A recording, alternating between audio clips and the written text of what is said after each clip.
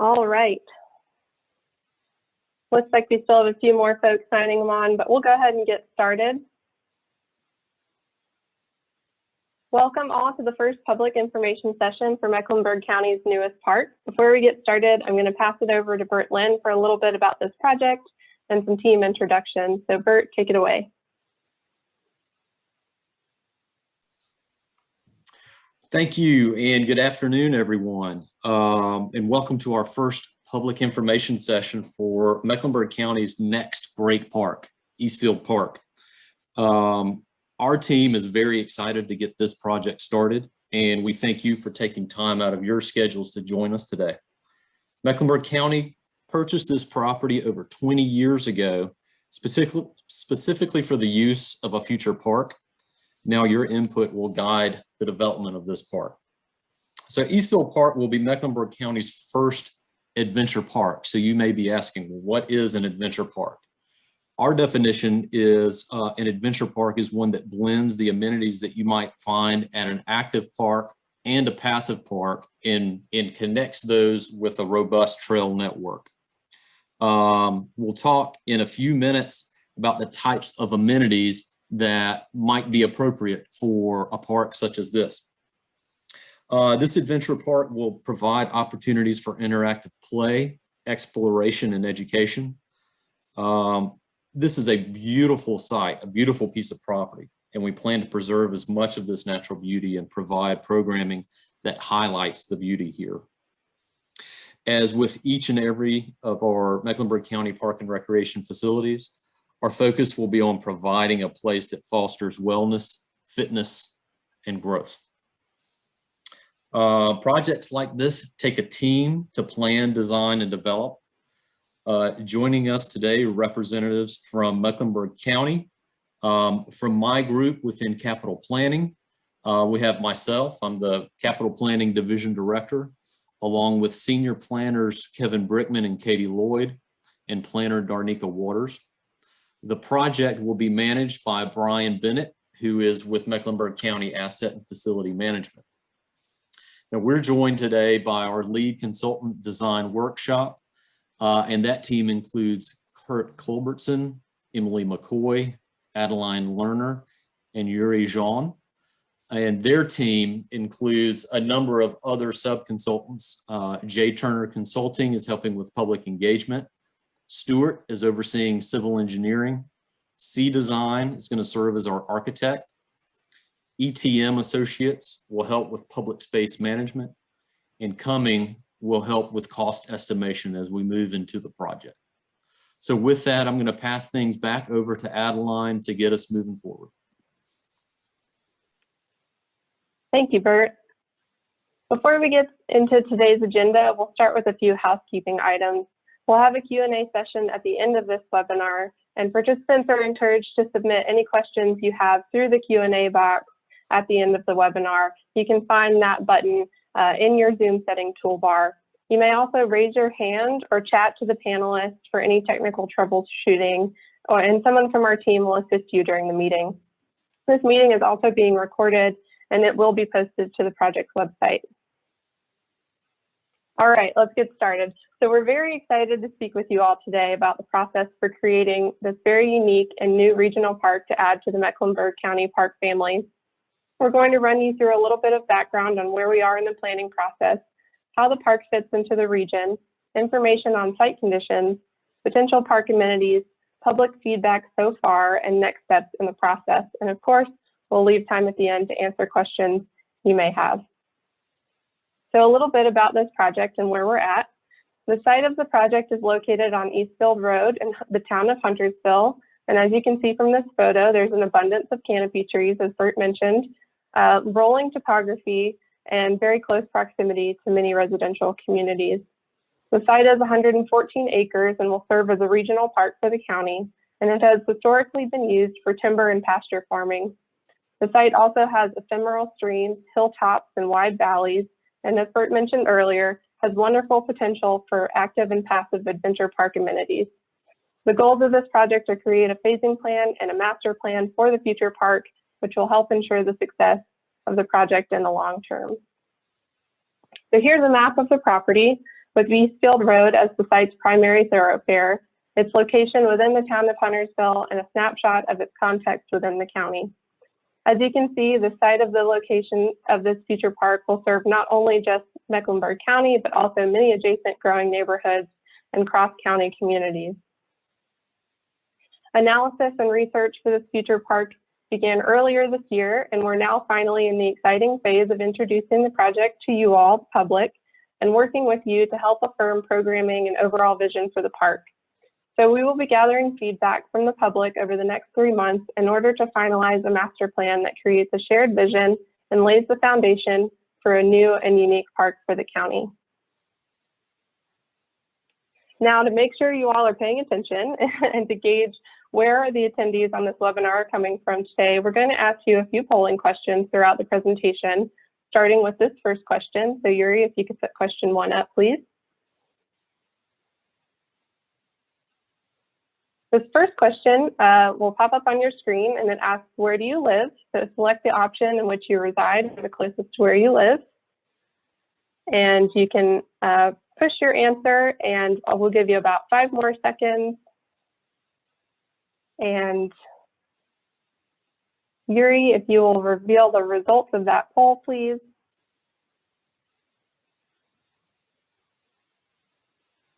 Awesome. Thank you all for your response. It looks like we've got a few folks, quite a few folks from Huntersville today and from Charlotte, and some folks that live outside of the county. And you can push that button to close the poll, or it may close for you.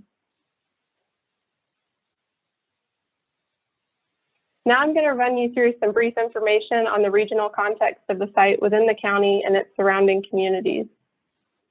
In order to understand typical access and visitation to this site as a regional park, we've used ArcGIS to determine 10 and 20-minute driving radii from the site. You can see here the reach of both of those networks, as well as the total population served within each of those networks in comparison to the total county population of 1.11 million people. The next slide breaks down those radii again by using data from the Census and American Community Survey to help the project team better understand not only the demographic information of the communities served by those 10 and 20-minute drive times, but also those community profiles within the context of Huntersville and Mecklenburg County. So the blue bars on these graphs represent the amount of persons who identify as a particular race or age, while the yellow and purple bars represent the total figures for race and age in Huntersville and Mecklenburg County. So you can see that overall, these radii serve a diverse and multi-generational population of over half of the county area.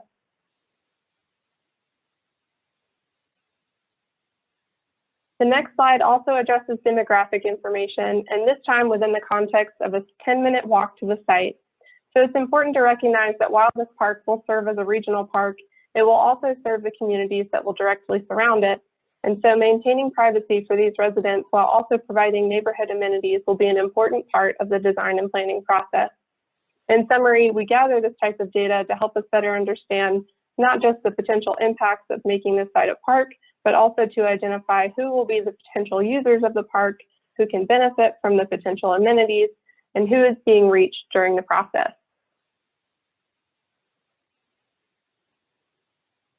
And now for the really fun part. In order to help you get to know the site, I'm going to walk you through some of our analysis on the site so far, as well as information that will help drive the site design. Because the county has a wealth of historic imagery, we're able to see how this site has transformed over the last 100 years, almost 100 years. On the top left, an aerial from 1938 kind of reveals the scars of farming, while on the right, you have a snapshot of the land use over time. In 1951, it's clear that a homestead was built on this property and that some of the crop rotation or farming practices were altered. And when you flip to the late 70s, the remnant timber and pastures are all but overgrown. Later into the 90s, utility easements and surrounding development becomes more prominent, and evidence of increasing growth and its impacts on site drainage become more apparent as the on-site stream is further channelized. So again, these little icons on the right are just snapshots of how this land use has changed over time. By 2012, all the old farm roads are gone and a few pine timber stands still remain. After 2012, the site remains in very much the same condition as today, with almost full canopy coverage and surrounded by developing neighborhoods. Here are a few images of the stream channel, the variety in hardwoods and in the blossoming understory trees. And as you can see, the site is really beautiful. The dappled light and the colors and textures and diverse plant communities on this site are truly worth celebrating. And they're also important indicators of natural places for preservation or even potential park amenities. So in order to understand these special natural areas and indicators for potential park amenities, we've overlaid the soil types on site, the varying terrain and microclimate provided for habitat, riparian corridors, and the canopy cover to show us where areas of higher biodiversity are, as well as areas of lower biodiversity. So if you recall those historic aerials, note that many of those dense remnant pine timber stands are actually now contributors to areas of lower biodiversity, while the former pasture lands, because of their cutting and succession processes during the 50s, in a time where these areas were still very rural, now support much of the diversity of plant and wildlife communities on site. Here's a conceptual section to help you get a feel for what the site looks like, as well as some of the habitat types and plants and wildlife that it serves. So the site is truly teeming with birds and deer, mountain and foothill ecosystem perennials that bloom all year long, many vibrant insects, and I bet all of those cicadas are out there singing their song as we speak, and if they're not, I'm sure they will be soon. In looking at site accessibility, and due to the rolling topography on site, the terrain will present both challenges and opportunities during the design and planning process. So this map represents the slopes on the site, with the green being the flatter areas and the hotter colors trending toward the steeper slopes.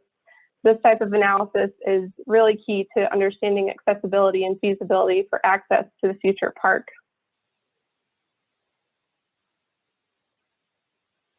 So when you combine all of this analysis together, what we have here is a preliminary map of the buildable areas on site. And that's not to say that the areas in green on this map will be built up, but rather that these are the areas of stable soils, gentle grade, and habitat that is less sensitive to disturbance. And we'll revisit this again in just a moment. But in summary, for the site conditions that will inform the design of this future park, priority takeaways and potential goals for this process are working with the terrain to provide interest and accessibility to the site, maintaining biodiversity, preserving viewsheds while providing buffers and privacy for surrounding neighborhoods, protecting and utilizing the great existing canopy cover, incorporating interpretive history elements into the site, ensuring both neighborhood and regional service. And now it's time to take another poll. So now that you've seen a little more information on the site conditions, we would like to hear from you on which two elements do you feel are most important to consider during this project process? And so for this question, you can select two of these options, just two of the options that you see are most important. The options are accessibility, so that's both access to the park and within the park, educational and interpretive elements for history, nature, and culture, intergenerational park amenities, maintaining biodiversity and water quality, protecting and utilizing canopy cover, and viewsheds and neighborhood privacy. So making sure that adequate buffers are provided on site and also preserving fantastic views within the site. And so I'll give folks 5 more seconds to select two on this question. And this 5, 4, 3, 2, 1. And Yuri, if you would mind revealing the results for those. Thank you for your input. These results are really helpful and obviously in the process for helping guide and creating this shared vision. So it looks like protecting and utilizing canopy cover is very high on the list, but a lot of these are ranked fairly equally. So accessibility, intergenerational park amenities, maintaining biodiversity, and neighborhood privacy and viewsheds. Thank you.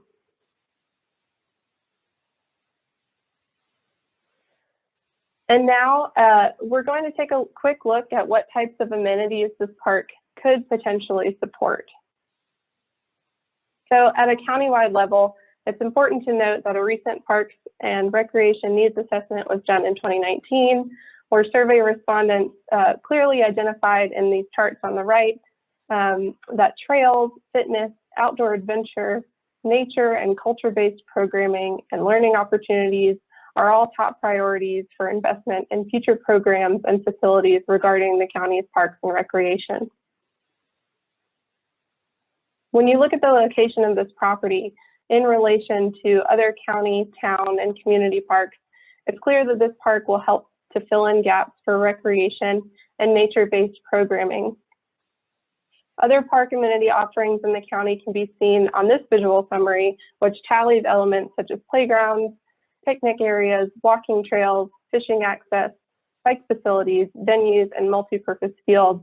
As you all can see, within the county, there are a lot of play areas, walking trails, and recreation fields offered.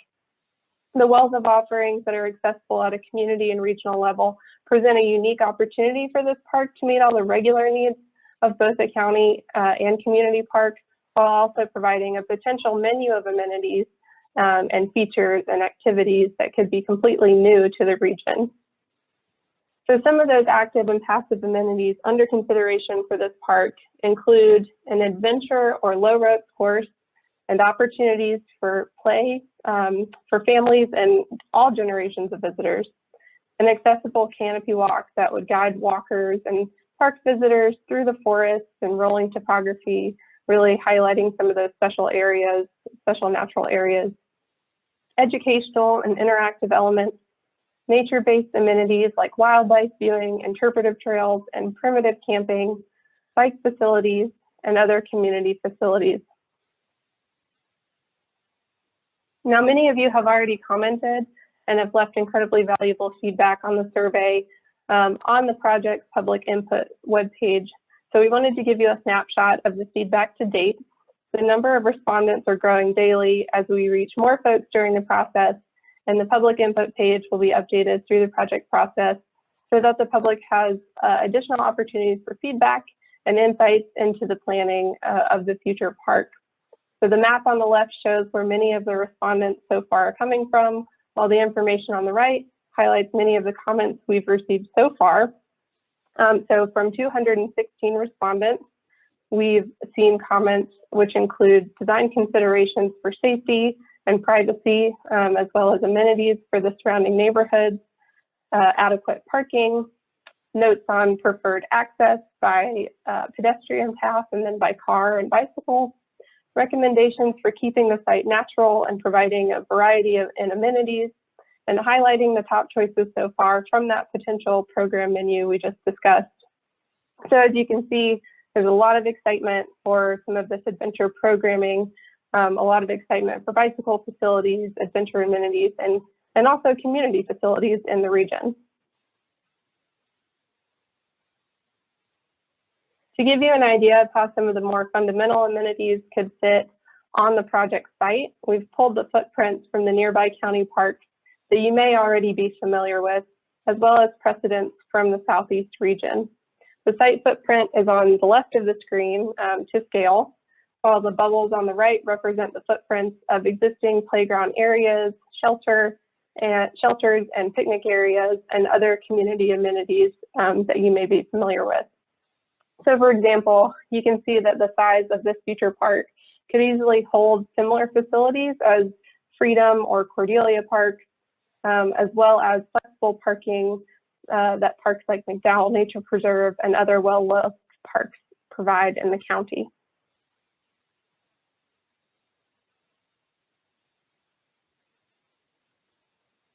The next slide also shows the footprints for some of the more adventure-based programming that this park could potentially offer. So there are some really excellent local examples for these amenities. For example, the U.S. National Whitewater Center offers multiple adventure and low rope courses that multiple generations can use for both fitness and play throughout the day and throughout the year. And so these are the footprints of the courses that the Whitewater Center offers in comparison to the size of the future park. And we're excited at the potential for how amenities like this could work with other opportunities for nature exploration and outdoor adventure, such as nature trails. So you can see the comparison to Ribbon Walk Nature Preserves trails here and bike facilities. We also realize that North Neck Park has almost 3 miles of traditional mountain bike trails and is less than 9 miles from the site. So we're looking at the possibility of providing a unique and complementary type of bicycle facility that creates a diversity of options for bikers in the area and in the county as a whole. And of course, structures like the community facilities and canopy walks and amenities such as adventure courses require soil stability and careful planning for preservation of those biodiverse areas that will make this park experience really special. So when we look back on the suitable areas for building, it's clear that the site will provide ample opportunities, not just for parking and facilities and play areas, but that it will also provide variety and interest through differing trail amenity experiences across the park. And now that you've seen a little bit more on the design considerations, some of the feasibility and potential amenities for the park, we're going to ask you 2 final polling questions. So Yuri, if you could put that first question up. And these questions are sort of the inverse of each other. So question 3 says, which element are you most likely to use in the new regional park? And these are some of those adventure amenities that we just looked at in the footprint. So adventure course or low ropes course, bike facilities, canopy walk, nature play, nature trails, or primitive camping. And you just select one for this question, and we'll give everybody about 5 more seconds.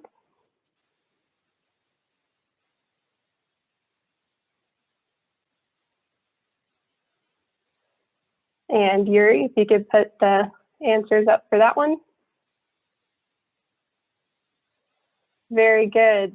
And these results ring true with the park and recreation needs assessment. So nature trails would be highly used along with the adventure course, bike facilities, and canopy walk.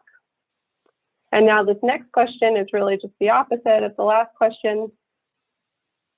So if we can put that one up, Yuri, thank you. So which element are you least likely to use out of those same options? Again, that's bike facilities, canopy walk, nature play, nature trails, or primitive camping.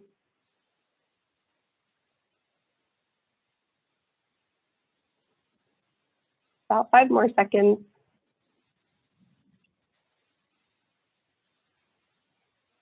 All right, Yuri, if you could put the answers up to that.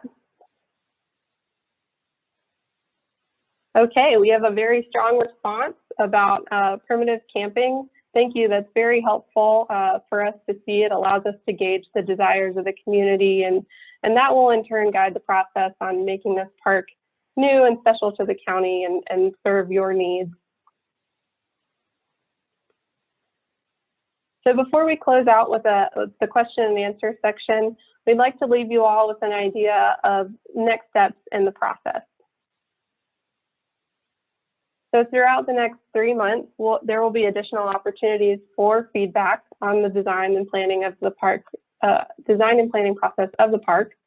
And we'll also be reaching out to various outdoor specialists and focus groups for interviews that will provide guiding information on things like potential revenue generation, community partnerships, and user preference. So some of the outreach that you might be able to take part in over the next couple of months will be updates to the publicinput.com page, virtual games, visual preference boards, additional surveys and comment forms.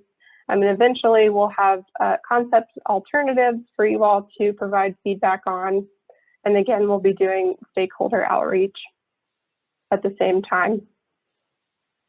So your feedback throughout this process is truly key to striking the balance between the county's regional commitments and core program areas such as outdoor adventure and recreation, the nature-based programming, cultural arts and community and special events, fitness and wellness, and the site's opportunities and constraints. So again, that topography and steep slopes, some of the history and historical interpretive elements, hydrology and water quality, access and circulation, infrastructure planning, and working with the biodiverse areas on site to make sure that they're highlighted and preserved. So again, your input in this phase will guide the design considerations, and your use of this park will be ultimately what makes this park successful in the long term. So in closing, we'd like to thank you for your time today, for letting us introduce you to the project. And before we open the floor for questions, I encourage you to visit the publicinput.com site through this link. Starting today, we'll have a new question on the site that asks you to share any stories or historical information that you may have about the project area and surrounding communities. This information will be used in our interpretive historical analysis. You can also access project information and the recordings of this webinar through the New Projects tab underneath the Mecklenburg County Park and Rec website, and also be on the lookout for updates to the public input page, and feel free to share with your friends and your neighbors and your organizations and clubs. We'll be doing a sneak peek of the planning process in mid-July, and we'll reach out again for your feedback as we move through this phase of the project. So that sneak peek will include a little bit more information on the site and additional opportunities for feedback. And the next public meeting will be August 19th at these same times, and the registration process for those will be similar to this first meeting and will be accessed through that public input project website. And now we'll open it up for any questions you may have. We're running a little bit early, so feel free to type those questions into the Q&A box, and I'll just begin to run through some of the questions we've had so far here. Again, feel free to post any, if you think of questions later, you can post other questions on the publicinput.com project website, and I'll just start running through some of these questions that we have. So, excuse me for a second. So, we have a couple of questions about, Carolyn asked, what, if any, are there plans to notify homeowners or residents who have homes that may back up to the park? And I'll direct that question to Kevin or Brian. Hello, this is Kevin Brickman. I'm the senior planner on this project. And everyone that received a postcard, we did a basically a 1,500-foot buffer around the park of all the adjacent property owners. So that's how you received your card. As far as anybody that abuts the property, we do maintain a 100-foot buffer with our park development. So we will not be clearing up to somebody's backyard, so to speak. So just to let you know that, you know, we do provide 100 feet of undisturbed buffer between all of our adjacent property owners. So, and then you'll receive postcards for the next public input meeting, which will be in August.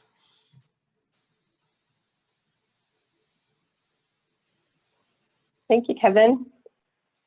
On that same note, we have a couple of questions about, particularly about Eastfield Road, where access points might be, if there are any impacts to the road, as well as the anticipated timeline for the park. So Brian, I'll direct that question to you.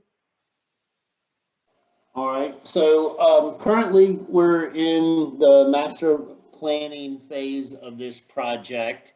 So this is obviously the first public meeting. We're gathering input to help guide the master plan process and the phasing plan. We anticipate this process will be wrapping up fall of this year, and then based on approval of the phase one plan, we would then proceed to engage a consultant to do design development CDs, which depending on the scope of that would probably be somewhere in the range of a 9 to 12 months of design, at which point we would permit and put the project out to bid. So we're looking at probably about 18 months before we put a project out to bid, and then construction would follow shortly after that, assuming we get good bids, maybe in about a 3 to 4 month period.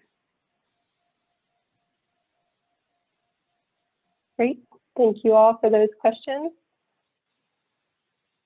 We have a couple of questions as well regarding biking. So JB asks, are biking trails just for mountain biking, or would they also be some appropriate for more easy riding? And I can say yes, JB, we are considering all of those aspects for the various bike facilities that might be on site, especially in comparison to what's offered in the nearby vicinity. So we're hoping to do something special and exciting to cater to a diversity and a variety of bicycle users.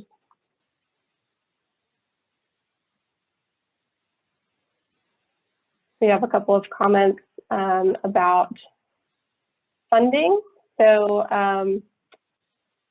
if Brian or Kevin would like to answer Christopher's question on how this is funded. I can answer the funding question. This was a 2008 bond project that was approved back then, and then the recession hit and everything kind of went on hold for a while. So we're basically finalizing all those bond projects, and this was one of them.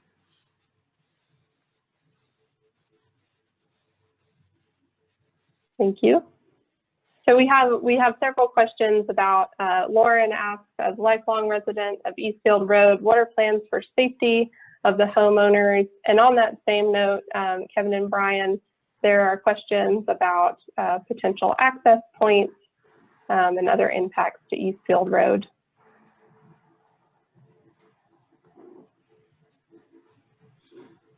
Well, we will obviously, safety and the welfare of the community factors heavily into the design of all of our facilities. We've found through research that it really, the creation of park and recreation facilities doesn't typically impact crime rates one way or the other. They typically would stay steady with whatever the current rates of a community prior to the establishment of that facility. So typically building a park doesn't increase crime in a neighborhood. And additionally, once this facility is established, there will be additional resources through park and rec, operations and maintenance is on a facility of this size. They're going to be in there on a daily basis doing, standard operation, maintaining, emptying trash cans, doing things like that, as well as the park rangers that will patrol our county park facilities, as well as we have partnerships, obviously, with city and town police departments that provide additional patrol. So we've typically found that, it's not an issue. When issues do arise, we have the resources to address those. And we always encourage, obviously, the local neighborhood is kind of our eyes on the park, and that's the first source. I think, as these parks are activated, the more people that use them, that typically deters the type of activities that we don't want to see in our parks. So I think there are a lot of resources, and typically that we don't anticipate that would be a problem in this park. And just piggybacking on that, Brian, there's some questions about the access. There's one vehicular access off of Eastfield, which will probably align with Howling Creek Parkway. As you enter the park with a vehicle, there'll be other bike and pedestrian access points from the various neighborhoods.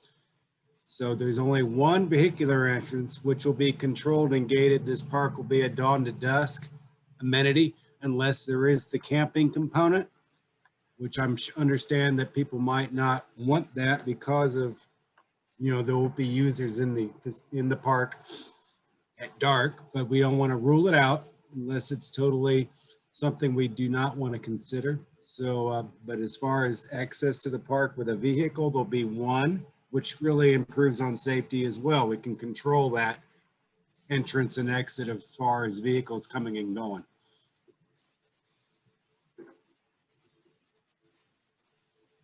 Thank you. We've got a few more questions coming in here.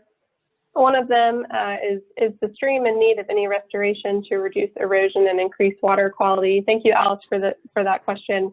That is part of our site analysis, and we'll be doing another site visit soon to determine some of that stream health a little bit more in depth. Right now, much of the water on site is very low, small channel streams, really just ephemeral drainage, and so we'll be assessing the health of those and making sure that those areas, because they are some of the more biodiverse areas on site, and they obviously support greater biodiversity habitat around site, so we'll be factoring those in as well. We have a few questions about potential programming, and such as disc golf, as well as will there be security provided for the park, which I'll pass off to you, Brian and Kevin. Well, I think Brian touched on the security with our park rangers and the local police departments. You know, we've got plenty of resources available to us, and we also want to encourage the neighborhoods that use the park. As Brian said, when a park is activated, you know, the more folks that use it, the less sort of suspect activity that occurs. But we also need to have eyes on the park, that if you notice something, let us know so we can get on it and make sure we address any sort of safety concerns at the get-go. I've seen questions about lighting in the park. It's a question that we need to, it's a kind of a two-edged sword. If you put lights in a park, then it's like moths. You're going to get activity at night. So if we're not going to have any sort of nighttime activity in this park, we probably will not light it.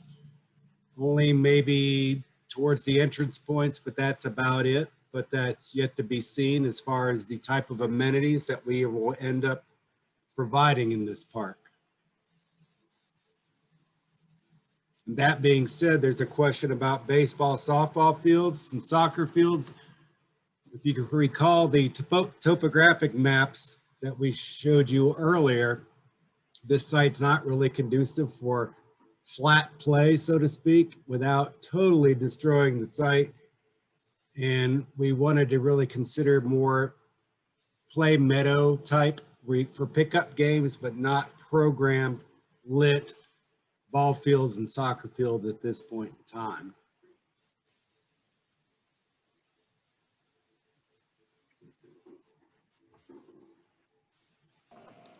This is Brian Bennett. I wanted to answer, I saw there were a couple of questions regarding connection to Eastway as well as traffic studies.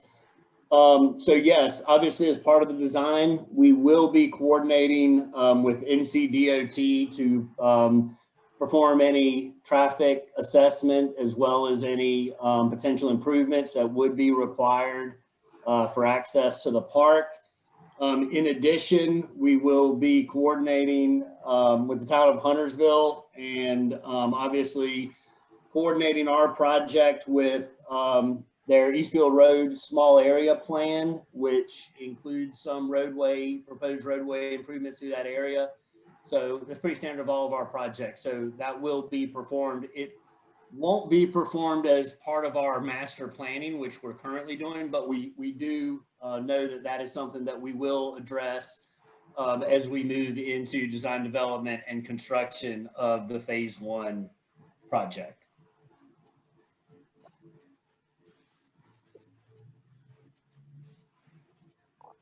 I see a question about how will the park impact county taxes? It really, I mean, it's already funded. It's a bond project, as I said.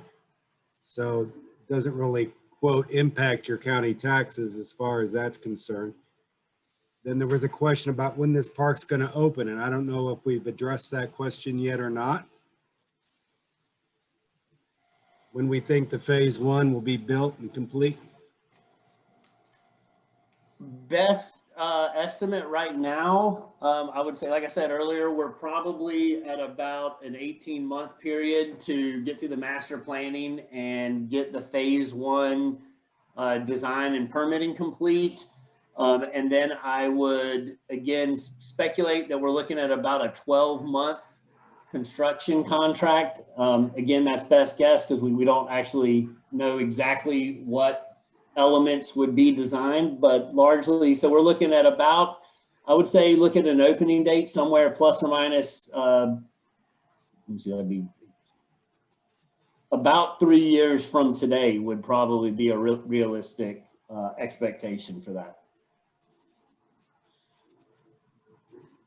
Going back to the questions about disc golf and mountain bike trails, as I said, we work with Tar Heel Trailblazers and the Charlotte Disc Golf Association folks, and we'll be having follow-up meetings with those kind of organizations to, if we decide to use these kind of amenities, and how we can partner with those groups to help us build and maintain those.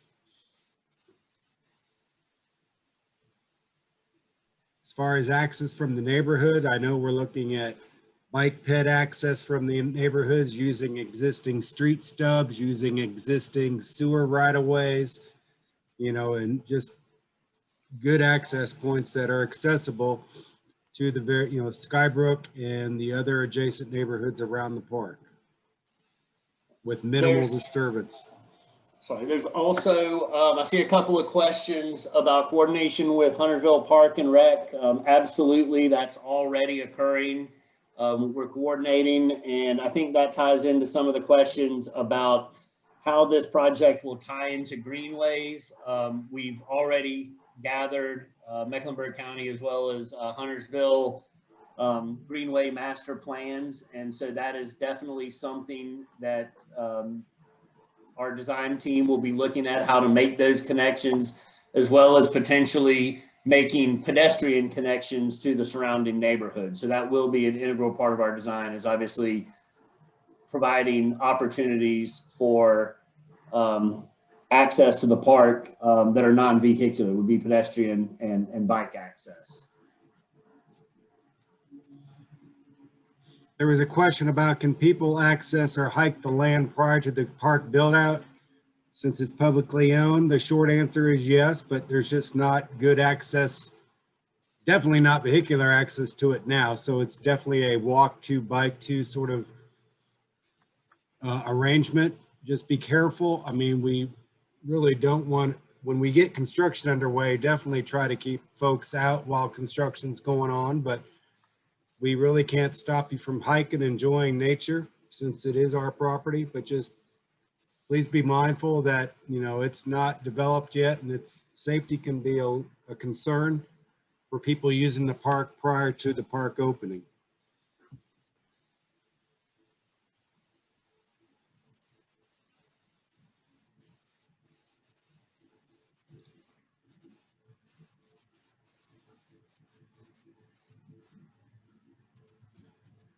A lot of questions on Eastfield Road. Once again, we'll have to work with DOT and the town and figure out what the plans are that's required long-term and short-term for that road, as well as bike ped access along that road, which I know the city of Charlotte's looked at sections of that as well, to provide, you know, better connectivity for not vehicles, but for bike ped as well. So we'll be flushing that out with those organizations as we get into the process, as far as what the short-term and long-term future of Eastfield Road is going to be.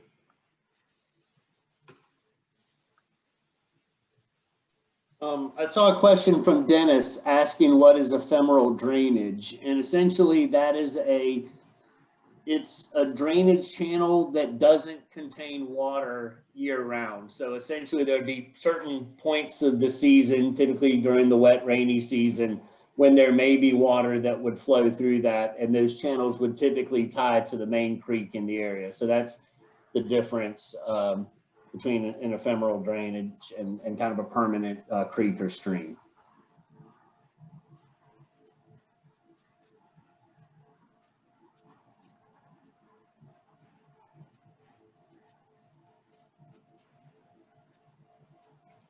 We are almost at our 15-minute mark for the Q&A. Brian and Kevin, do you see any other questions out there? I mean, I think we've hit them. Just I want to make see sure that if there's a you, question from Alma and Gerald for clarification about where in the neighborhood are we looking to have non-vehicular access? That is not yet determined. We really haven't begun to start the master planning. That's what we will begin to do after this meeting based on community feedback. So really we'll just be looking at opportunities where the topography and the vegetation allows for kind of logical connections to the neighborhood. So really we'll be able to show that better at the next public meeting when we have plans of where those connections may occur. And again, that may be driven by some of the master planning from Mecklenburg County as well as the towns on future greenway trail connections. So stay tuned, and I think that'll be a good topic of conversation at the next meeting. Adeline, did we state when the next meeting is? It's in August, and I'm We just trying to did. remember. Okay, just want to August remind. 19th. Mhm. That's going to basically show you a conceptual master plan based on today's feedback and follow-up feedback throughout this process to kind of give you the sneak peek, so to speak, of what the master plan for the total park build out will be. And then we need to flush out what can we do for the first phase based on the funding we currently have. We'd love to build the whole park out at once, but we know that's going to just take time and money, of course, like everything else. But we really want to get good, strong input from the community as far as what they want to see at this park and what they want to see happen first.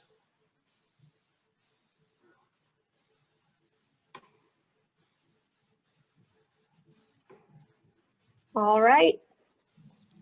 Well, with that, you all, oh yeah. There were a couple of questions regarding, let's see, there was one that was regarding tying into broader greenway network. And I think part of that's been answered, but yes, we want to connect this park ultimately to both the town and the county's greenway system. There were also two questions about expanding the footprint of this park, and I can answer that. We're in the final stages of our updated Park and Recreation Master Plan. And what we're looking at doing is acquiring land in places where we don't currently have land for parks or active parks now. So while I won't rule out the opportunity to grow the footprint of the park, it's always a possibility. It wouldn't be necessarily our primary point of focus in terms of where we would want to acquire land in the near future.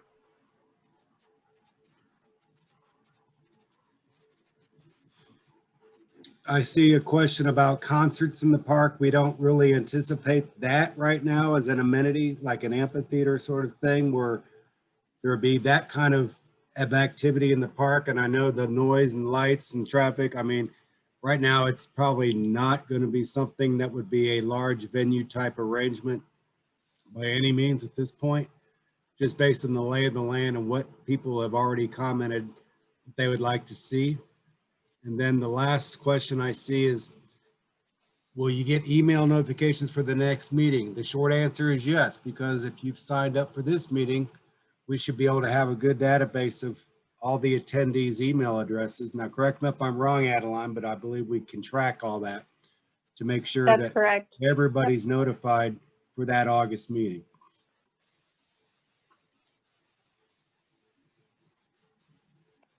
That is correct. And I don't see any further questions. I would just like to thank you all for your time, and I'll pass it back over to Bert, Kevin, and Brian one more time to close us out.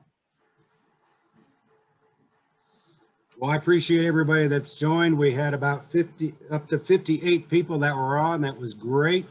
The next meeting will probably be virtual. We don't know if it'll be a virtual and public face-to-face. We're just still trying to figure out how the whole COVID thing is working out by then. So stay tuned. And I'm love to hear the excitement that people are having for this project. And we'd love to be able to, you've got an opportunity just to keep following up with any questions using the public input site. If you have a question you didn't get to ask today, that we'll be able to address along the way.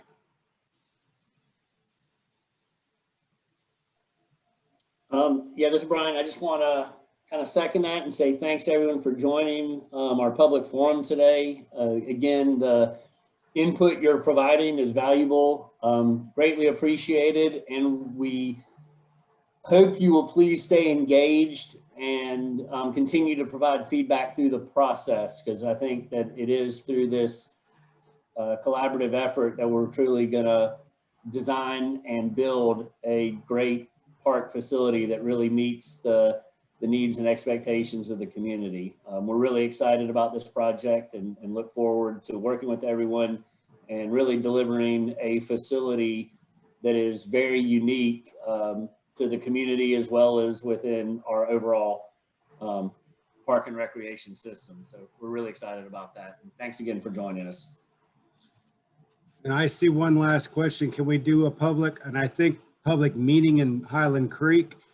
As I said, I don't know if the next meeting is going to be virtual or live, face-to-face, or both. It'll probably be a combination thereof, or it'll be all virtual again, since we have a much better turnout, believe it or not, with virtual meetings than we have with face-to-face. But if we do have a face-to-face, it will definitely be in the area of the park. I know the city had some public meetings at a nearby church a couple of years ago when they were doing the Prosperity Hucks master plan. So we could definitely reach out to them to see if they could host it, if that's the direction we're going to go. So we'll let you know where that'll end up and when. Yeah, Kevin, I'll add to that. We have started having some in-person meetings. The ones that we've had most recently have been outdoors. So we'll reassess. We will definitely have a virtual option for folks to continue to participate. We may be able to supplement that and add to that with an in-person meeting. I'm definitely ready to get back in front of people and face-to-face conversations. There was also a question about the recording of this meeting and the meeting that we have later this evening.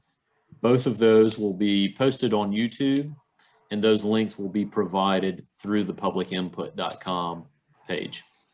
And I've posted that link for everybody in the chat. And we'll post those on our website as well. We have www.parkandrec.com. Under the new projects tab, there is an Eastfield Park page that will post any sort of post-meeting materials that were presented today, as well as the YouTube recordings.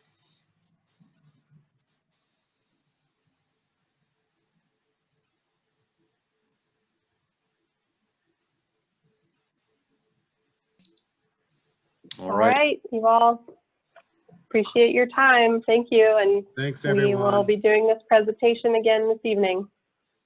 6 o'clock. Thank you. Thank you. Thanks, everyone.